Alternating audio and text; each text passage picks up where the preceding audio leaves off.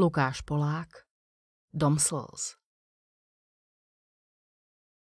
So ženou sme sa začali často hádať. Našťastie to netrvalo dlho. Posledný týždeň iba v pondelok u nás panovala dobrá nálada. Dcéru Dášku som odprevadil na autobus do školy a cestou domov som sa prešiel. Za dedinu, k diere, kde som započul divný, praskavý hlas. Začudoval som sa. Ale keďže tam stále starosta, riešenie som nechal na ňom. Na večeru Ľudka pripravila praženicu a pred spaním ma poboskala na líce. Odvtedy akoby utlo. V utorok mi večera vôbec nechutila. Môžete mi veriť, akože sa volám Šimon Fafrák, že bola odporná. Manželku som osprchoval kritikou a ona mi to nedarovala. Vraj si mám na budúce uvariť sám. Čo som ja, žena v domácnosti?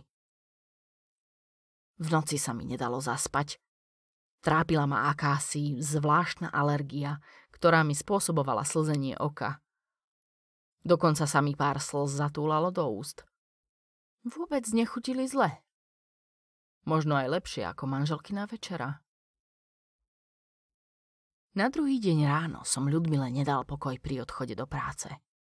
Vynadal som jej do bordelárky. Kvôli nadmernej kope topánok v predsieni. A čakal som na odpoveď. Čakal som na reakciu. Čakal som na slzy.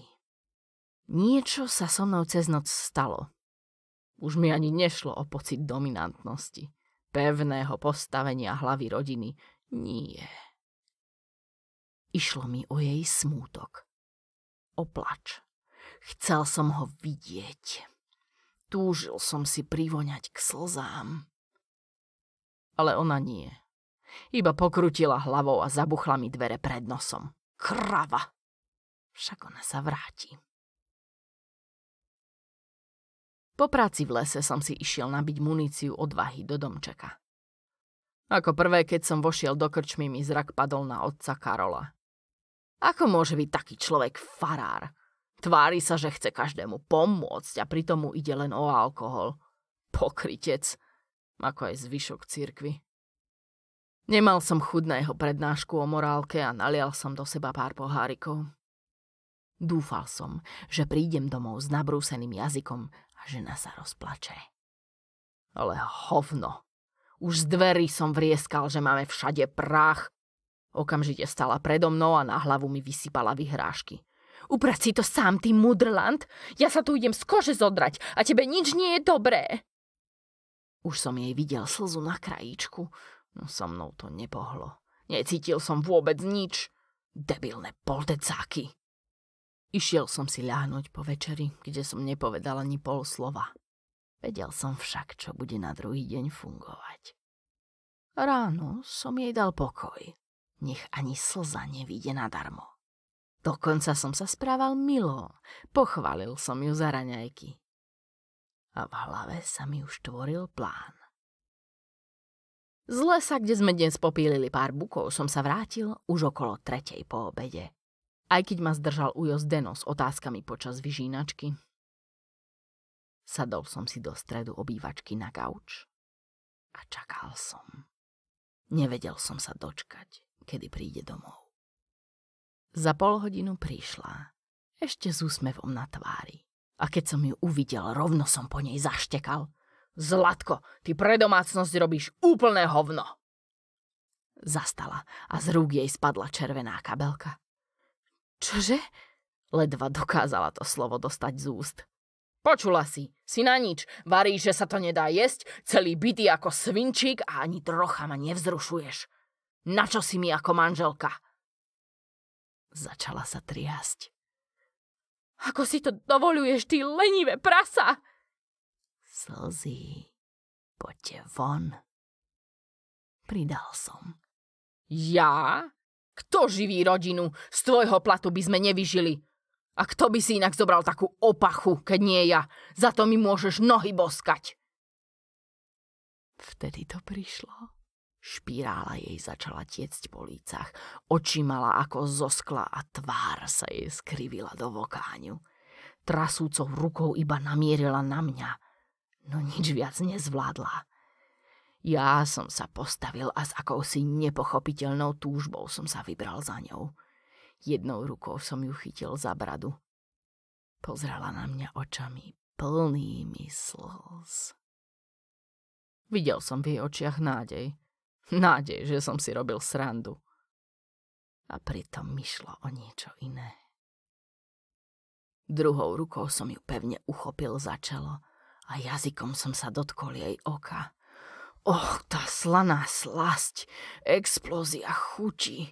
Bolo to lepšie ako orgazmus po našom prvom sexe. Ale tá krava sa začala brániť. Trhať sa, mrviť, ruky jej lietali na všetky strany. Nepripraví ma o zážitok, o tú chuť. Pesťou som jej trafil záhlavie. Okamžite ležala na zemi. Kopol som jej do brucha. Bez reakcie. Konečne bola naozaj moja. Prstami rúk som jej otvoril viečka. Priložil som jazyk k jej zreničke a začal som sa hrať, maznať a cúcať. Jej oči sa stali mojimi lízankami, slanou maškrtou. Po chvíli som jej oči oblizoval ako pes, nenásytne a vášnivo, až sa jej slzy začali miešať s krvou. Vôbec mi to neprekážalo, práve naopak. Nedokázal som prestať, nič lepšie na svete neexistovalo. Po chvíľke, ktorá mohla trvať aj hodiny, sa mi čosi stalo s jazykom. Zdrsnel, vytvorili sa na ňom malé výstupky. Pripomínal slizký, no pevný šmirgeľ. Oči som jej však neprestával oblizovať. Po vlhkej tekutine som na chuťových pohárikoch zacítil aj niečo pevné.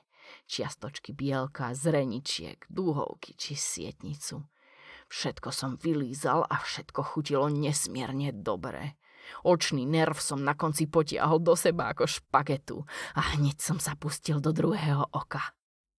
Cítil som sa sýty, ale nedokázal som prestať. Po očiach som sa pustil do oslzaných líc. Neskončil som, kým po nich neostali vydreté otvory s trčiacimi lícnymi kostiami. Dobrú hodinu po tomto čine som spokojne sedel vedľa nehybného tela a začal som cítiť sladkastý pach hnitia mojej manželky. Síce som nevedel, čo spravím s jej telom, no zajtra sa vráti Dáška a tínedžera rozplače hocičo. Aj taká dobrá otcovská facka. V ústach som zacítil slinu. Očný nerv som na konci potiahol do seba ako špagetu a hneď som sa pustil do druhého oka. Ty kokos. Tvorí s trčiacimi lístnymi. V ústach som zacítil slinu. Bé.